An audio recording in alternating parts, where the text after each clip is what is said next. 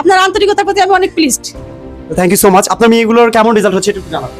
ওরা তো বাদি ভাই ভালো করতেছে, কারণ পরীক্ষা দিচ্ছে যেহেতু ভুলগুলো ইয়ে করতেছে, আইডেন্টিফাই করতেছে, তারপরে আবার নতুন করে ওই ভুলগুলো আর পরবর্তীতে যাতে না হয় সেই জন্য প্রচেষ্টা চালাচ্ছে। আসসালামু আলাইকুম প্রিয় অভিভাবক ও শিক্ষার্থীবৃন্দু, আশা করি সবাই ভালো আছেন। রাইজিং স্টার এক্সাম ব্যাচের পক্ষ থেকে আজকে আমাদের সম্মানিত এক অভিভাবক, তার কাছে একটু ফিডব্যাক শুনতে চাচ্ছিলাম।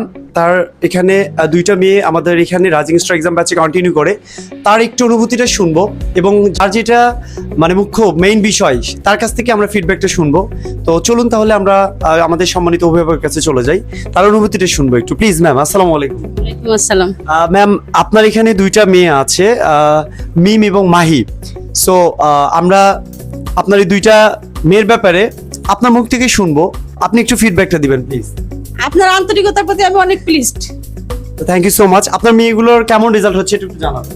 ওরা তো বাদি ভাই ভালো করতেছে, কারণ পরীক্ষা দিচ্ছে যেহেতু ভুলগুলো ইয়ে করতেছে, আইডেন্টিফাই করতেছে, তারপরে আবার নতুন করে ওই ভুলগুলো আর পরবর্তীতে যাতে না হয় সেই জন্য প্রচেষ্টা চালাচ্ছে। তার মানে সব মিলে আপনি বলতে চাচ্ছেন যে আপনার মেয়েগুলো আলহামদুলিল্লাহ অনেক বেশি ভালো করছে, আশানুরূপ আরো ভালো করবে ইনশাআল্লাহ, এটাও চাচ্ছেন আপনি?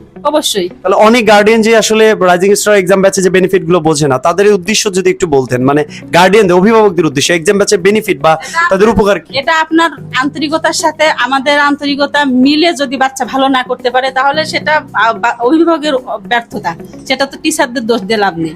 ধন্যবাদ, অসংখ্য ধন্যবাদ আপনাকে। আসসালামু আলাইকুম।